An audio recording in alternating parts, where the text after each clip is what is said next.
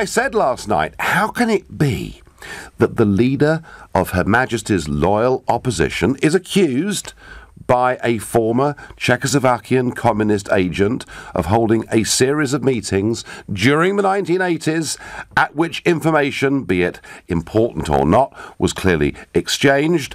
And how can it be that Mr. Corbyn hasn't said a single word about it? His agent has written this off as all being like a bad James Bond movie. How can it be that until Theresa May, the Prime Minister, questioned him and said he needed to be rather more open about this, that organisations as worthy as the BBC were not even putting this on their website? Why was it, I said, not a bigger story?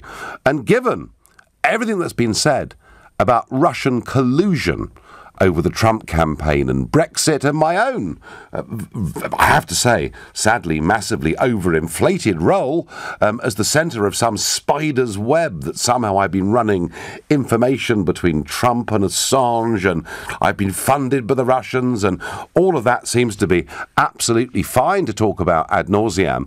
How could it be that there was so little coverage of this issue? Well, I tell you what, I didn't need to wait very long, because this morning, taking questions after his speech to manufacturers, Jeremy Corbyn responded to a journalist, John Stevens from the Daily Mail, by saying the stories about him and a Czech spy during the Cold War were nonsense. John Stevens from the Daily Mail. Mr. Corbyn, you say you want these business leaders to put their trust in you to run the country. How can they do that when serious questions remain about your past? And will you give permission for your stars and Farage to release to help clear things up? Thanks for your question. I'm very sorry that the Daily Mail has reduced itself to reproducing some nonsense that was written in the Sun beforehand.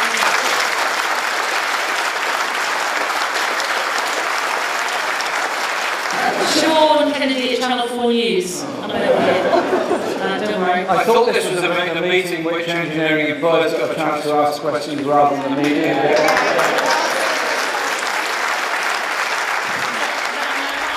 He was asked once again by another journalist.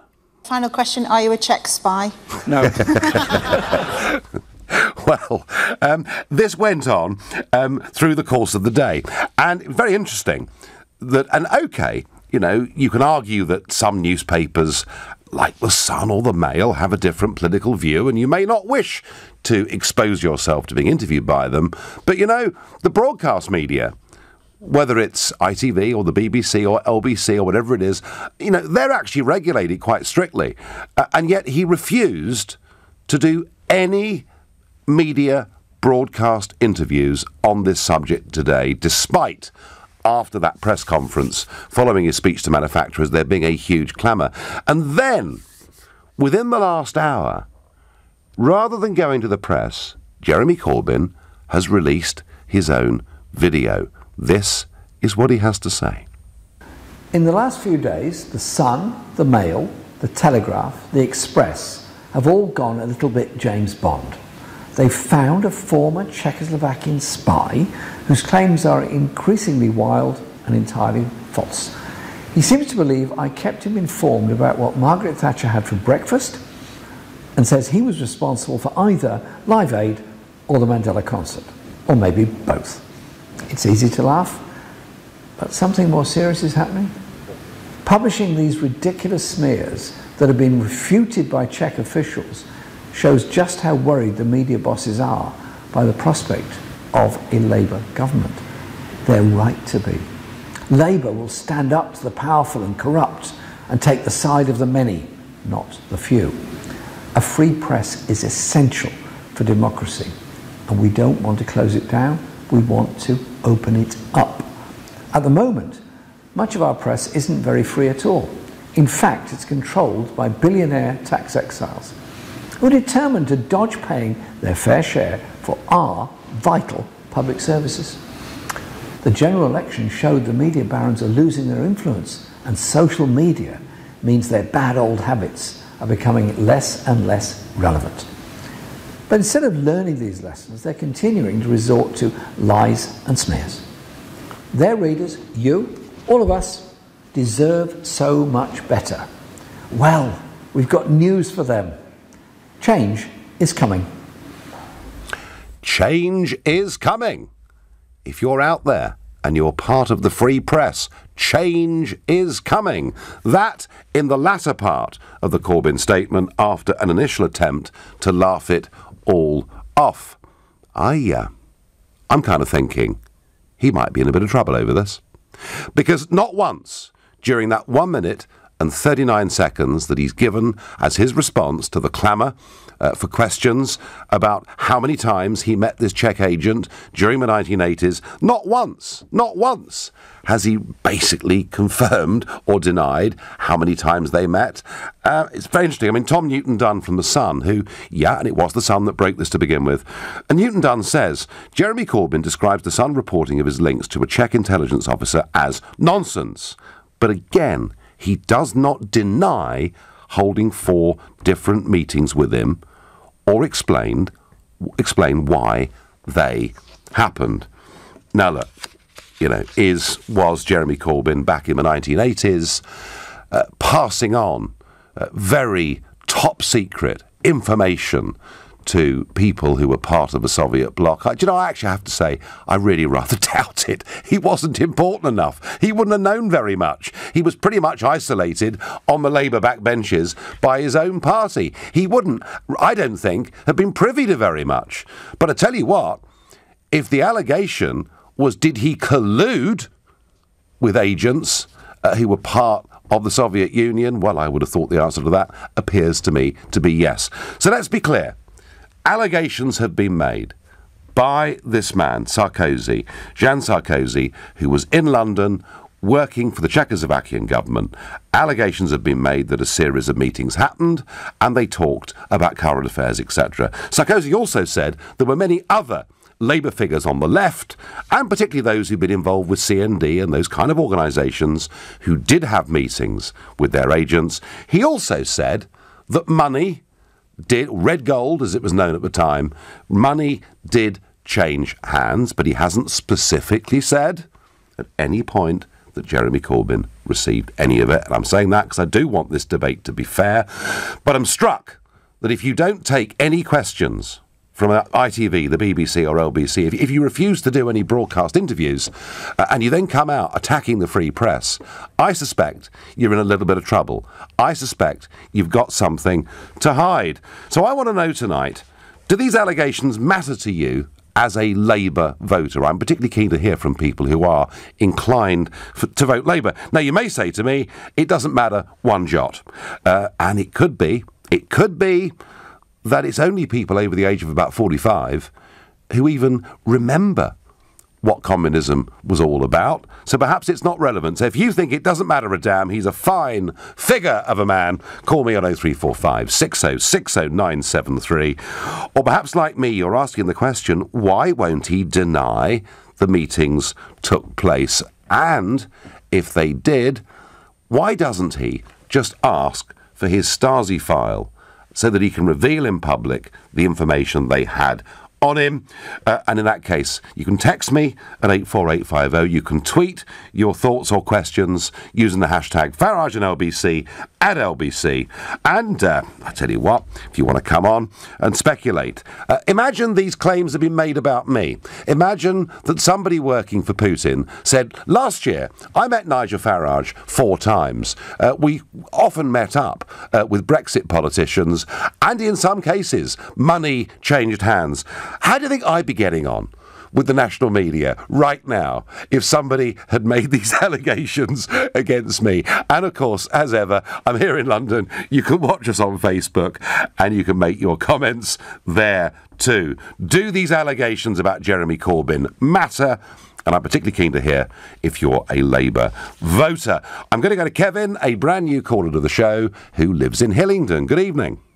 Good evening, Nigel. Yeah, I just made a shock surprise. The media again attacking Corbyn. I'm no friend of Corbyn's. I'm an absolute Green supporter. I think they stole most of our policies from our selection anyway. Corbyn, Kevin, Corbyn in many ways is quite green, isn't he? He's not as radical as the Green Party in a lot of ways, including proportional representation, but that's an argument. Okay.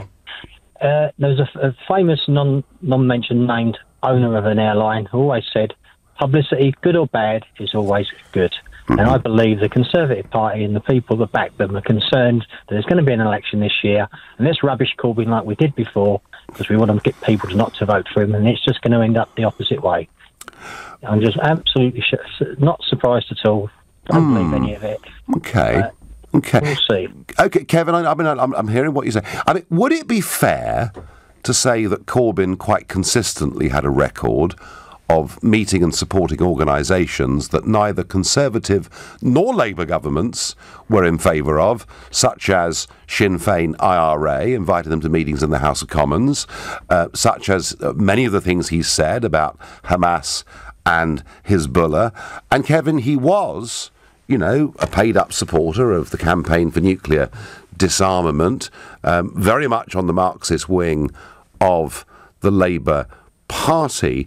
Do you not think, Kevin, I mean, do you know what? I've had lots of allegations made about me, most of them untrue, thank goodness, but some of them true.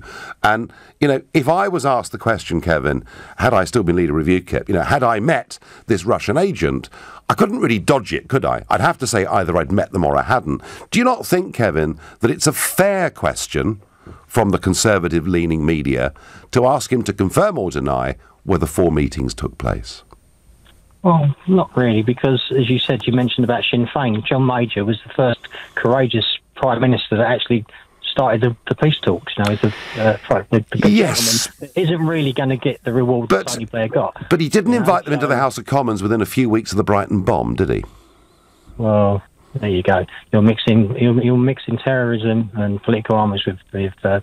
Oh, no, Kevin, all I'm saying to you, and all right, you're more radical than Corbyn, but all I'm saying is, you know, okay, of course, the right-wing media will attack a left-wing leader, and you know, and vice versa, and we all know that, and that's the game of politics and the world we live in. I'm just asking you, Kevin, is it not a reasonable question for Jeremy Corbyn to be asked and to answer, which he steadfastly did not do in that 1 minute and 39-second video that he's done? Is it not a fair question for him to answer whether or not he met Czechoslovakian agent Jan Sarkozy 4 times in the late 1980s? Not really. After hearing the archive lady who runs the archive for the Czech Secret Service, no. Why aren't the right-wing press questioning her? Why don't they reveal these files and they can see for themselves?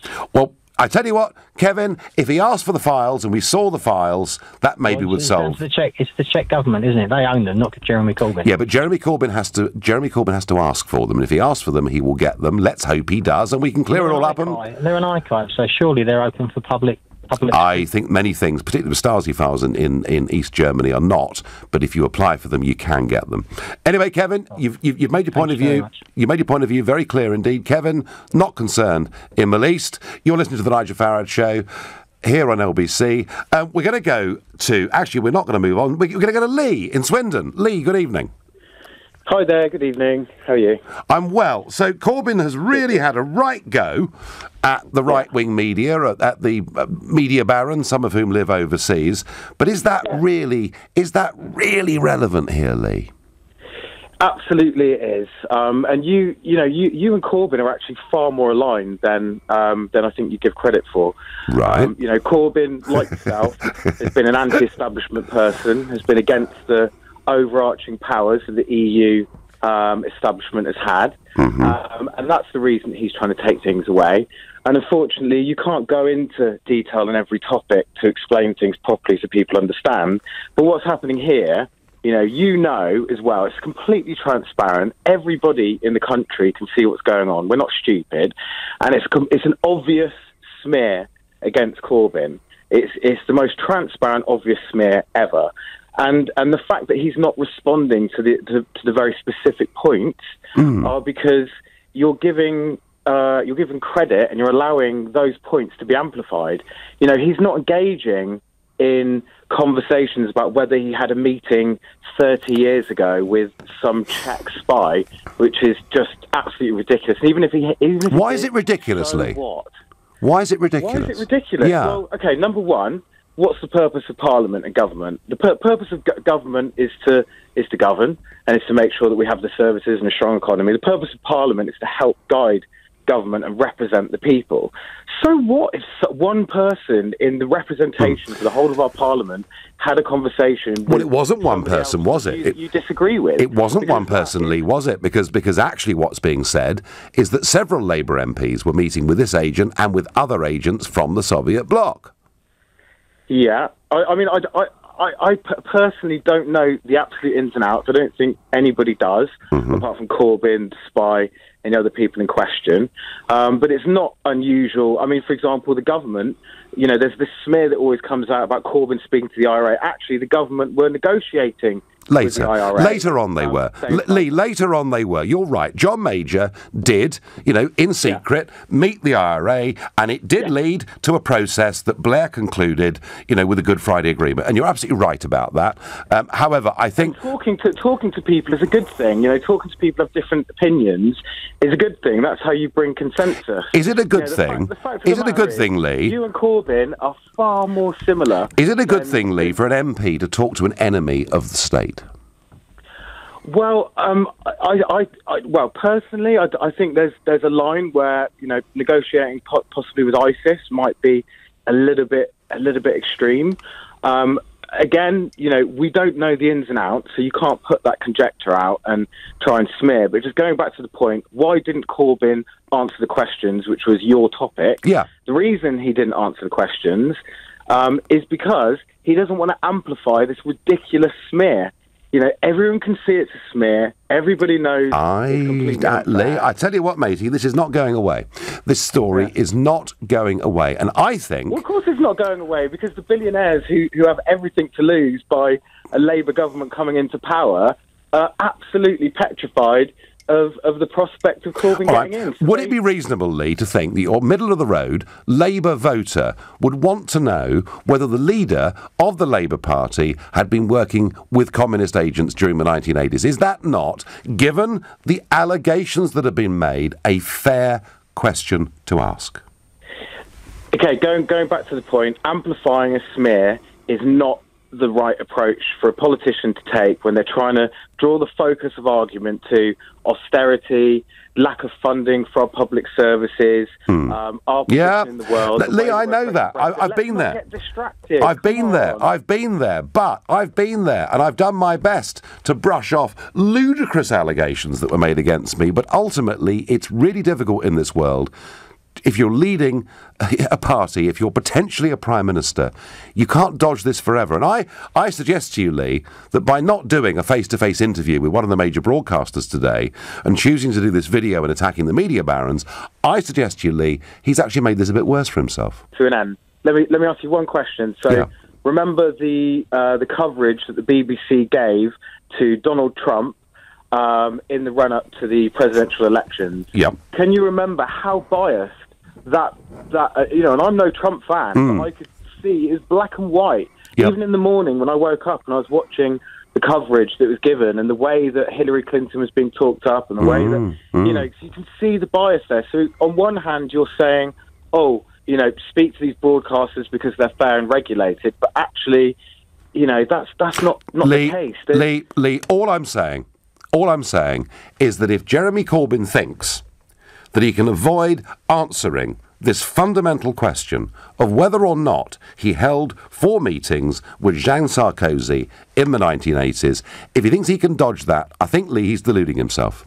But what? Let's say he had those meetings, but ask yourself this question. Okay, let's say he had these meetings. What is the negative impact of him even... I'm not saying that he did, and I'm not saying I agree or reject, but if he had those meetings, what impact does that actually have right now, right here? What do you think he's going to do if he gets into government because he had a meeting 30, 40 years ago? One of the reasons, Lee... The meetings that you've had in gentlemen's clubs in the 80s, I'm sure they're pretty spicy, but... you well, thank you. Thank you for writing my CV, Lee. That's very sweet of you. I think what it comes down to is this.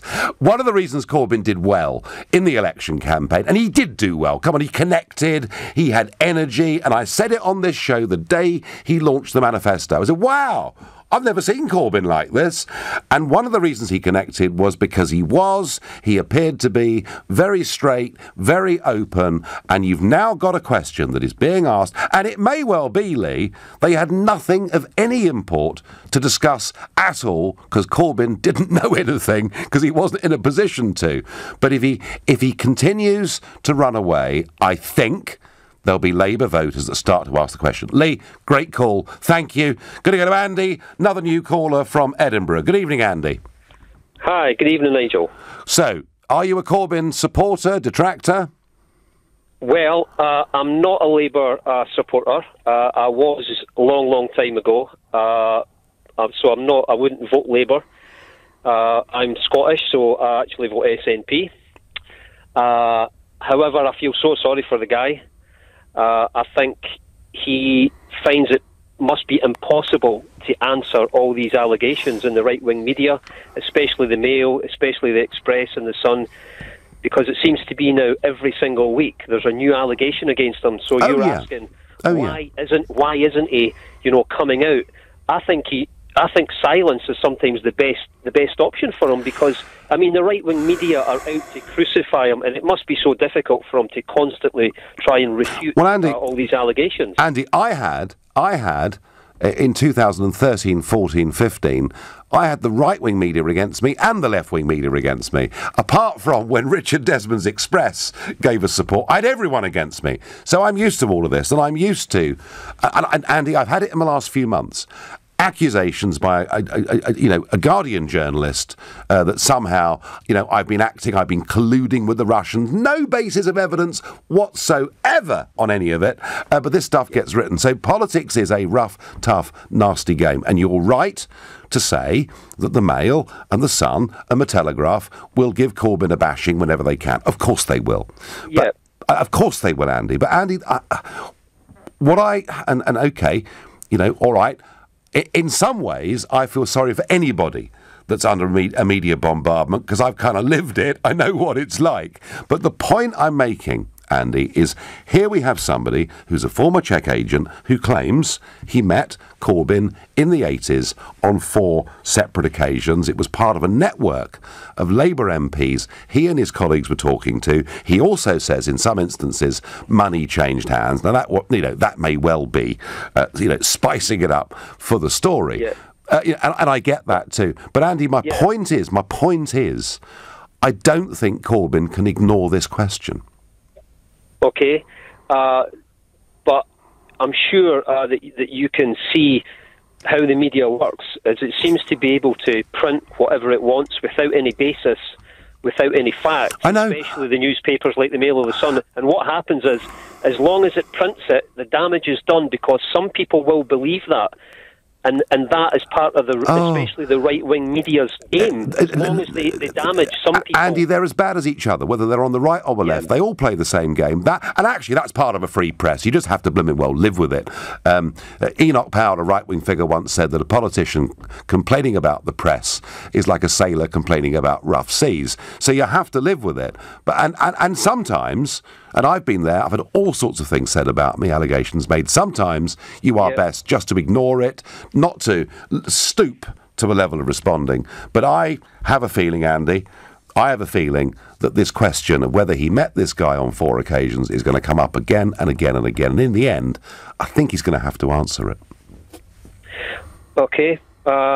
I'll tell you, I hope nothing comes of it. I hope, because to me, he does seem like a genuinely good guy. Mm-hmm. As I say, I'm not a Labour fan. I wouldn't vote for Labour after the Scottish independence debacle. However, he does seem like he's a genuine good guy. And I think, obviously, the media barons and the multi-millionaires are sort of running scared of him. And so they're basically trying anything, to basically smear him. I think they are running scared of him, Andy. I think actually a lot of business people in the United Kingdom are very scared. And I think they're actually, to be honest with you, they're less scared of Corbyn than they are of the Shadow Chancellor, the self-proclaimed Marxist John McDonnell, who was talking the other day about taking companies back into public ownership, and I couldn't see where the compensation was going to come from for the shareholders. So yeah, there are people in the capitalist economy, in the business world, who are scared of Corbyn. I get that. Andy, I thank you very much indeed for the call. Spot on, Nigel. If this spy scandal involved you or Theresa May, the media would be in a psychotic frenzy, says June in Edgware. The thing that is terrifying is how comfortable Corbyn and his supporters are with dismissing any allegations as fake news and then attacking press freedom, I get on Twitter. Questioning Corbyn just because some random spy from a European country made a comment without any evidence is just showing your own fears about Corbyn's personality. He is the Prime Minister in waiting, says Arif. Arif, you know, I have been told, it's been said, that the next time I land in the USA, the FBI are going to arrest me because of my part, because I have colluded with the Russians, both on the Brexit campaign and on the Trump campaign. And do you know what? Barring drinking the odd glass of vodka now and again, I've had no connections with Russia in any way at all. So all sorts of accusations get made without any basis, but Corbyn can't avoid, did he meet this guy 4 times or not? That's my view. Linda, a new caller from Liverpool. Good evening. Good evening, Nigel. So, what do you think? How are you? I'm well. I'm very well, and I'm watching. Did you have to watch your hubcaps when you've been in Liverpool in case anyone stole your wheels? The last couple of times I've been to Liverpool, Linda, I've had an absolutely wonderful time. Well, thank you for that. Oh, and by the way, Nigel, good timing on getting out of UKIP at the right time. Anyway, that's by the by. I want to talk about Mr. Corbyn. Yeah. Now, I'm quite well versed. I remember the Harold Wilson days. They accused him of the same thing. They accused Michael Foot, Red Ed, etc. I suspect the right-wing press are doing this for one reason and one reason alone. I mean, you know all the slurs over Red Ed. I mean, God love him, they even degraded his father, the right-wing press. It's simple as this. They've got nothing positive to say about the Tories. Boris's lousy speech, Theresa May's lousy behaviour. I mean, what a leader. My God, I could do better. I'm sure. rather than admit to the faults of the Tories, they've gone once again to attack a decent man with decent politics. In 1983, Corbyn had less power than what he's got now. I mean, my God. Oh, no, Linda, I understand that. And do you know what? I'm of the view, I've said it already. You said prior to me speaking to you. I'm of the view that he had no information to give them. But Linda, doesn't he? What's he going to do about the shareholders, giving them compensation? That's exactly my point. The shareholders. Only a right-wing person would be concerned about the shareholders. No. Well, Linda, I tell you what, Linda, if you get your way, we'll head towards bankruptcy and poverty. You can't steal people's assets. Linda, let me ask you a very quick question. Do you think it is reasonable, and yeah, you're right, a lot of those press are against him, is it reasonable for him to be asked to answer the question whether he met Czechoslovakian communist agent Jean... I'm not listening to that nonsense. Linda, should he answer that question, yes or no? No! Fine, OK, fine. Linda, you've got your point of view. You hold it very strongly, as many do. You're listening to The Nigel Farage Show, exclusively on LBC. It's 7:32 and time for the news with Tim Humphrey. The International Development Secretary has accused Oxfam's directors of failing to report and follow up allegations of wrongdoing by aid workers in 2010. Meanwhile, the charity's UK chief has revealed 7,000 donors have cancelled direct debits since the scandal broke. A High Court judge has ruled doctors can stop providing life support treatment to a 21-month-old boy against his parents' wishes. Alder Hey Children's Hospital in Liverpool says Alfie Evans' life support should be withdrawn because it's unkind. A council has approved plans to provide free school meals every day of the year to children from low-income households. The North Lanarkshire Authority is expanding its scheme to cover weekends and school holidays. LBC weather, patchy light rain in the south tonight, cold and frosty in the north and west with a low of 1 degree.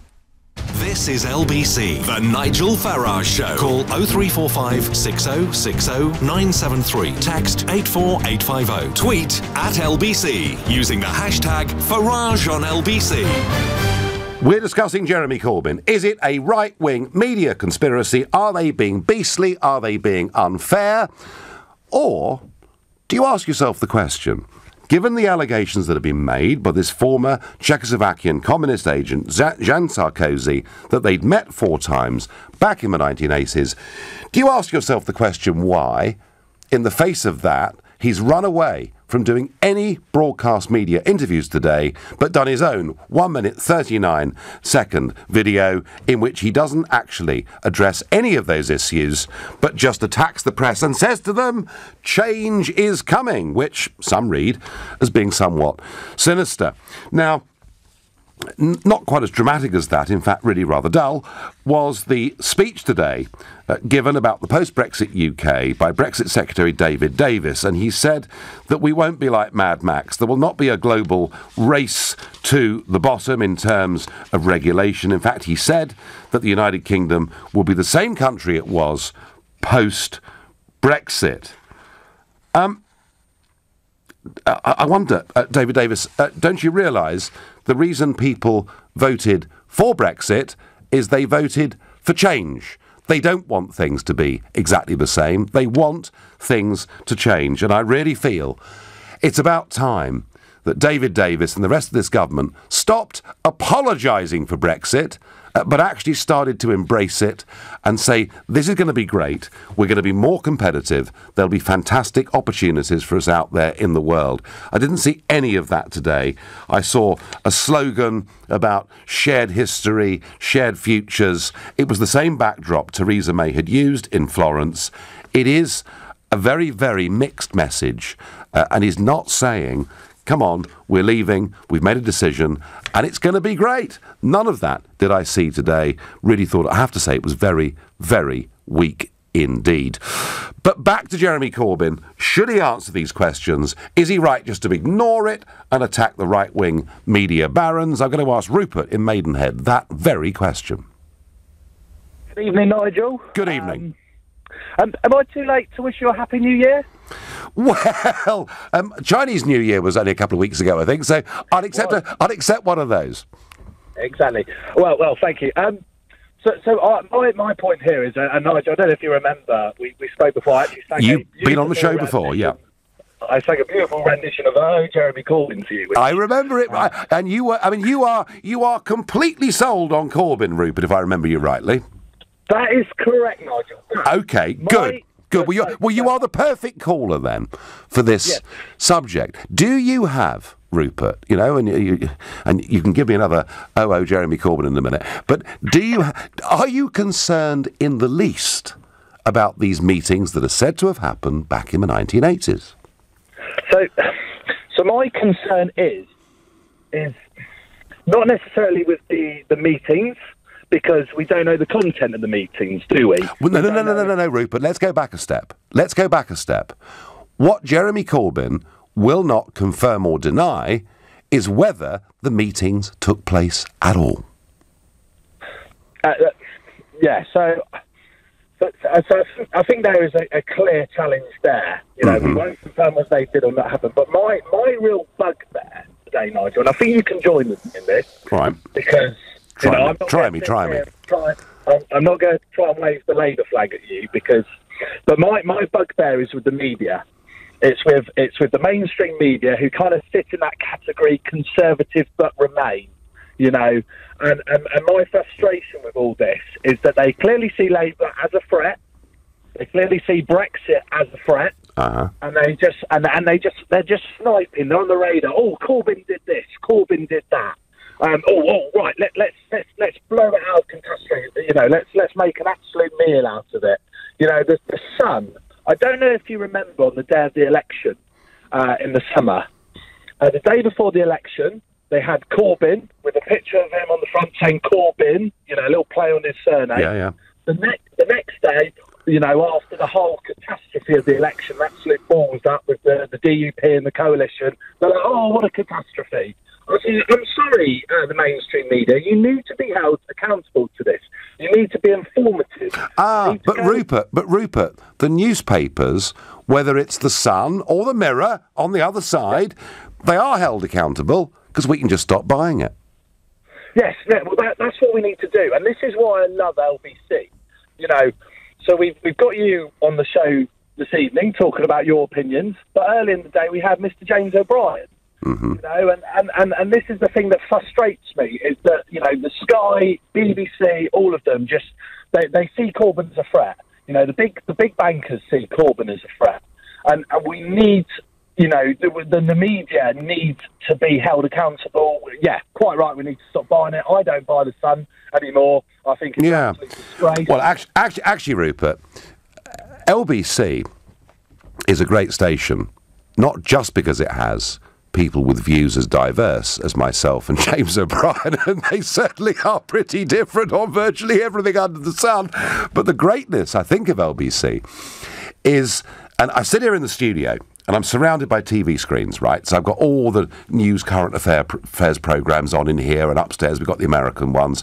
And do you know what, Rupert? Generally now, what cable TV and rolling news, it's journalists talking to journalists. That's kind of what it is. And the thing about LBC is we get people like you, Rupert, from Maidenhead, Theresa May's constituency, a Corbynista, coming on and singing, "Oh, Jeremy Corbyn." No, but the point is, it's here that we get, it's the only opportunity, really, on a national platform, that people get to come on and really debate issues. And I think that's what works about it. Now, Rupert, I'm going to ask you one last time. Should Corbyn answer the question about whether he had these meetings back in the 1980s? Absolutely, he needs to. Yeah. And every politician, whether it's Trump, Cameron, Theresa, the appeaser, you know, you've nicked my term there. I use it all the time. No, we don't. You know, I know you don't wave the Conservative flag, but you know, I certainly don't either. Rupert, tell me, if Corbyn continues to avoid and evade the press and not answer this question, would your opinion of him diminish? It would a bit, but what I want to see in the press is actually talk about the good things he's doing. You know, I'm going to take a quote from James O'Brien. The reason I like Corbyn is because he knows that the hospitals, the schools, the housing in this country is a mess, and we need to do something about it. You know, he hasn't come out with a clear structural tactic, but he's said, and I'll say it to any sort of Conservative or any... Everyone says that, Rupert, at every election. Everyone says that. They all say that. I mean, Rupert, where's the money? Unless they're going to steal money off shareholders on a genuinely industrial scale, where's the money coming from? I will tell you where the money can start to come from. Mr. Lord Ashcroft, who avoided £200 million in tax. Right. Whether that's true or not, Rupert, whether that's true or not, if you were to try and take money off people like him, he just wouldn't come to this country, so he wouldn't get it anyway. That's fine. We don't. Well, yeah, but I think. Rupert, the richest 1%, Rupert. And we're going completely off the subject here. The richest 1% in this country pay nearly 30% of the taxes in this country. If you send a message to the richest 1% that you're not welcome any longer, you've got a problem. Anyway, Rupert, listen, it's a pleasure to have you on. Let's see whether he answers these questions or not. I'm pleased, as a Corbynite, that you think he should answer them. Give us an old Jeremy Corbyn. Oh, Jeremy Corbyn. Very good, Rupert, thank you. Well, we do get the odd regular caller. They're mostly new callers, but that was quite fun, I thought. I'm going to ask Ian in Stoke. Do you think, Ian, Corbyn needs to answer these questions? Evening, Nigel. Evening. Very simple answer to a very simple question. Yes. Now, before I explain my reason why, can I just thank you for using the accountability and the analogy of we could stop buying newspapers? Yes. I'm a Liverpool fan, and like millions of them, we stopped buying The Sun years ago because of what they did. That's called accountability. It's accountability, it's the free market, and there's nothing wrong with that. Exactly. Now, nice and simple. I remember a couple of years ago, and without obviously talking about my own political persuasion, I remember a couple of years ago a gentleman called Jeremy Corbyn becoming leader of the Labour Party and talking all about open, transparent and honest politics. He's going to be the man who's going to do everything differently the way the public want to see it. I don't see that right now with regards to this issue. And when he's been asked a direct question, he has not answered it. Now, the very simple truth is, journalists, as you well know, will go fishing a lot of the time. Sure. But they won't go fishing without a little bit of smoke. And generally they work on the sort of two sets of information rule. If they've only heard it once, they don't believe it. If they heard it twice, hang on a minute, we're going to think about it.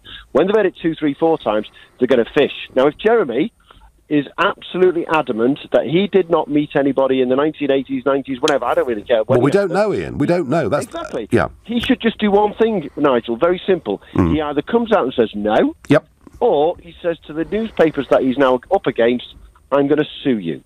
I'm going to sue you for putting something in the press that is slanderous or defamation. Do you know what? Even if, Ian, everything they've written is wholly untrue, I would not recommend Jeremy Corbyn sues them. I've been involved in libel cases. I've been on both sides of them. And the trouble with libel, Ian, is that it literally consumes your whole life in terms of time and energy. And if Jeremy Corbyn wants to become the next Prime Minister, the last thing he should do is to sue anybody, in my opinion. But there comes a level where you take the higher ground forever and ever and ever, which is what he's trying to do. And actually, sometimes the public want to just hear you say, hey, hang on a minute, lads. We haven't done this. I haven't done that, and deny it. Do you think, Ian? Very clearly, he hasn't. Do you think, Ian? Somebody that looks at this stuff and cares about it. Do you think I'm right in that by refusing all broadcast interviews today, doing his own 1 minute 39 face-to-camera video interview, that this looks like a Labour leader for the first time, somewhat on the back foot? It looks like he's been advised in a way that I wouldn't advise him is the best way to describe it. Well, if it all goes wrong, Ian, they may well take you on. Thank you. And I'm asked here by Philip from Whiteleaf. Well, Nigel, are you going to tell us how many times you've met Putin? This is nonsense. This is a left-wing press conspiracy. It's been written up in The Guardian and the BBC and the New York Times, and it's outrageous that I should be asked questions like this. It's wrong. It's morally, completely wrong. Knows the answer. Never. You're listening to The Nigel Farage Show. It's exclusively on LBC. It's 7:45. Coming up at 8 on LBC, Clive Bull. A woman who left a rude note on an ambulance has been fined £120. How common is it for the emergency services to be abused by the public? Clive Bull on LBC. At PlusNet, we say let's hear it for small businesses, the micros that think mega, run by work all day, worry all night warriors. No home life, no love life, no lunch hours or happy hours, only long hours. Our super fast business broadband is for you. Reliable, affordable, with support anytime you need it. Christmas Day, New Year's Day, May Day, May night, whenever, because you guys, you're the future. You make us proud, and you know what? Here at PlusNet, we'll do you proud. Apparently, there are still some people who say they don't want to apply for an Ocean credit card. That's amazing, because there's a credit limit of up to £1,500. Text so you keep control of your spending, and you can see if you'll be accepted before you apply at checkocean.co.uk without affecting your credit rating. But I know the real reason people say they don't want to apply, because they've already got one. To apply for an Ocean credit card, go to checkocean.co.uk. Intelligent Lending Limited is a credit broker. Capital One is the exclusive lender. If you own a Swiss watch and it's time to sell it, speak to watches.co.uk. The whole process runs like clockwork. Rolex, Patek Philippe, Omega and more. It only takes a couple of ticks and we pay immediately. Or if you just fancy a change, we could take yours in part exchange. From time on your hands to money in your pocket, it couldn't be easier with watches.co.uk. The pre-owned Swiss watch specialist. Divorce can be expensive. It affects your finances, assets, home, savings, pension, and most of all, your relationship with your children. It's probably one of the toughest times you'll ever go through. Cordell & Cordell understands these issues and helps men maximise their roles in their children's lives. Call now on 0330 60 60 161 or visit cordellcordell.co.uk. Office in central London. a partner men can count on. Vision Consulting Chartered Accountants have seen astonishing growth over the years. So now, their ever-expanding client base means they're looking for remarkable people to join the Vision Consulting team in all areas of the business. In particular, they have immediate start vacancies for senior tax directors and payroll clerks. But they'd love to hear from anyone with a proven track record in accountancy. For a bright new future, visit visionconsulting.co.uk and apply today. At Motorpoint, we know life is full of different journeys. Short ones, long ones, and everything in between ones. So wherever life takes you, we'll help you get there. You can drive away a 2017 Vauxhall Astra Turbo SRI with under 15,000 miles, DAB radio and Bluetooth for just $10,999, saving over £9,000 on the new list price. And there's no need to haggle. There's a Motorpoint car for every journey. Visit Motorpoint Chingford or motorpoint.co.uk today. The Nigel Farage Show on LBC. Well, Jeremy Corbyn was actually fascinated by the Soviet Union, a member of C&D.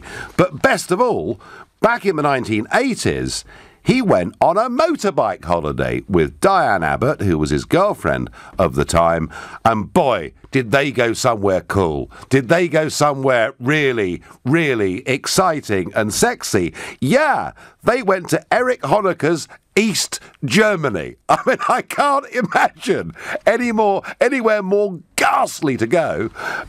So perhaps he was in love with the communist system and thought we should adopt it. Perhaps he wasn't. I don't know. All I do know is that a former Czechoslovakian agent has said that he met Corbyn 4 times in the 1980s along with other Labour politicians. He's also said some of them received money.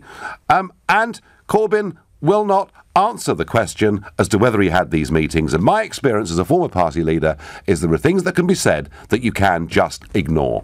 Treat with contempt. But this one he won't get away with. Such a non-story, I'm told. The 80s were years ago. How is this in any way important? This is purely to vilify Corbyn. Well, you know, there were people back in the 1980s and back to the 1930s who were working with the Soviets and working against our national interest. And people are interested in that question. Nigel, Corbyn is doing a Trump. It works for Donald. Just ignore the allegation and it will go away, says Vince in Winchester. Well, actually, no, because Trump is accused of collusion with the Russians and there's a great big inquiry going on. And actually, most of the liberal media in the world are convinced that he's guilty. As yet, no evidence as such has been produced. I am very concerned. Jeremy needs to confirm whether these meetings took place and if they did, what was discussed, says Julian from Wigan. Labour voters will never question Corbyn for his commitment to the UK. It's just the media trying to create a fuss to divert our attention from a bad Brexit. Well, yeah, I have to agree with that bit. It's not going all that well, really, is it? And he did launch a pretty fierce attack in this video message tonight on the free press, on the media barons, and he said change is coming. Wow. I'm asked here on Facebook, who would regulate the press in this Corbyn universe? Would there be some commissar appointed? Would we have lists of subjects that were approved to be debated on LBC or not? I'm taking the mickey, but I do think it's reasonable that Corbyn should not just answer these questions, but should apply for his Stasi file and any other files that former communist governments have on him. And if he does that and publishes them, it will all simply go away. Michael is a new caller from Cambridge. Good evening, Michael. Hello, Nigel. It's a great pleasure to speak to you. Well, thank you for coming on the show. Now, should Corbyn answer these questions and should he apply for his file? Well, my opinion is that there should be, unlike in a communist country, the system of due process and, going with what the law says. If there is actually evidence that he has committed, was effectively treason, if he was a member of Parliament giving information to the communists. Well, that's taking it a bit. That's taking it a bit far, Michael. I mean, obviously, it's taking it far. Yes, but that's what I think a lot of the media think. Well, people like the Sun think he's done. So I'm not a fan of Corbyn, and I don't like what people on both sides of the media do, where they come out with crazy accusations that he did this, he did that, he did the other. I'm like what's happening in America, for example. It is complete nonsense that Trump, in my opinion, colluded with the Russians. Yeah. And they are now going through a process of actually an investigation. I don't think anything will come of it, but they're going with what the law says. We shouldn't cave into what, a lot of people would like, in the media, for it to basically just be this. Michael, the problem is... he's guilty. Yeah, OK. The problem is, if you're a political party leader, the usual rules about innocent until proven guilty, frankly, are out of the window.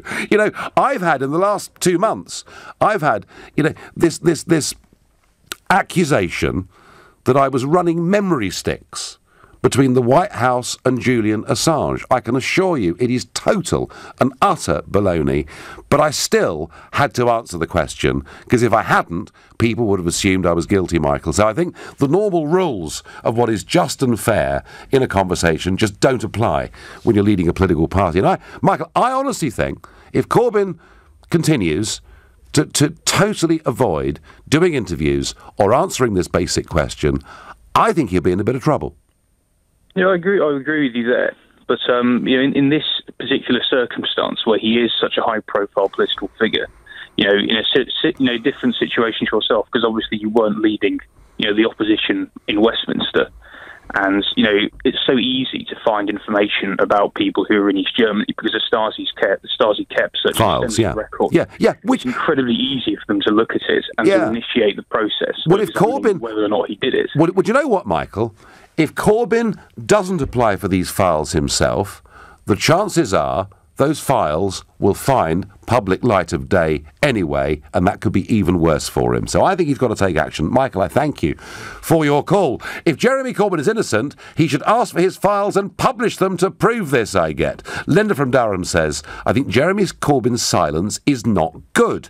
I think he should come out and defend himself. Well, he had a chance to do that tonight with his video to camera, but actually all he did was to initially try and laugh the whole thing off, saying everyone's gone a bit James Bond, although as someone said to me, James Bond was surely a good guy, not a bad guy. But anyway, and then to launch this pretty vicious attack on the media barons. Not sure that is going to work. Corbyn's denial of his links to foreign intelligence operatives turns into another lunatic left attack, blaming the press barons and threatening our envy of the world, which is our free press, and somehow portraying them as instruments of the far right. Well, there is a little bit of that going on. Look, we have a left-wing media, we have a right-wing media. If you're a Labour leader, you'll get a tough time from the Tory press. If you're a Tory leader, you'll get a tough time from the Labour press. And if you're Nigel Farage, you get a tough time from absolutely all of them.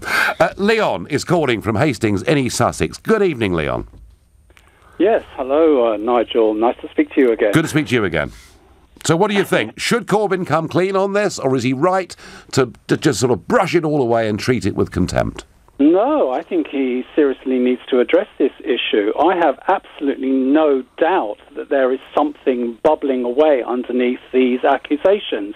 And the reason being is that I've been involved in political activity, etc., for many, many years. And back in the mid to late 80s, I was around. Yes, I'm getting on a bit long too. Though I never have been a member of the Labour Party, though I have never been a member of the left, I was very involved and tended to be around the left quite often because there was a lot of issues that I supported that the left tended to sort of use the loudspeaker for. And so I would go to a lot of meetings, I would go to a lot of demonstrations, etc., that the left dominated. And to be honest, because I was never a Labour Party member and I would argue to some extent against the left, though I was more left-wing in those days because I was younger. You know that expression, if you're not social before you're 25, you've got no heart. And after the age of 47, we tend to become conservative. Yeah, I know. That's right. Yeah. No. But Leon, time is pressing. I'm sorry. Oh, sorry. Yes, well, I know what the left-wing was like in those days. And to be honest, I have no doubt that Corbyn had involvement with the Eastern Bloc. No doubt whatsoever. They were so Marxist in those days. They were so anti-British. They were so anti-anything to do with this country, to do with capitalism in inverted commas, that they would have done anything to undermine him. Well, Jack Jones, who was a very big trade union leader, actually, after his death, it proved, was considered to be actually a very important asset by the Soviet authorities. So, and we had the Cambridge spies before and all the rest of it. Leon, some people did do those things. There is no evidence at all that Jeremy Corbyn was one of those. None whatsoever. But, as David says to me by text, that he's right, it's very simple. If he didn't meet them, he should simply apply for the records and prove he didn't and take the high ground over the press, which he would do. John is calling from Murcia in Spain, a new caller to the show. John, you've got 35 seconds and we're running out of time. The floor is yours. Really, 35 seconds. Well, I don't see what all of this has got to do with the current situation. In the Cold War, in the whole history of things, a lot of stuff went on. A lot of people, both Tory and Labour, went on to be spies. But I don't see what it's got to do with now. Well, I guess it's about judgment of character, John. Right now. It's about judgment of character, John.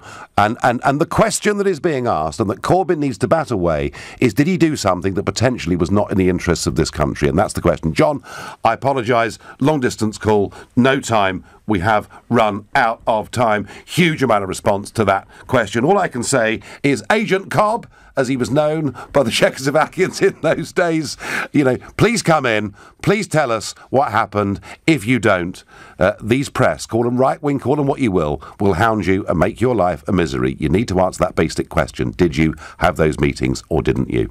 You've been listening to the Nigel Farage Show. I'm back tomorrow night at 7. I'll be live from Washington, D.C.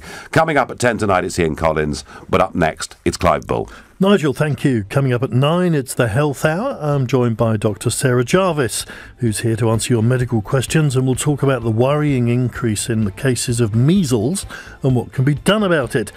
Plus, how has KFC managed to make such a mess of things and run out of chicken?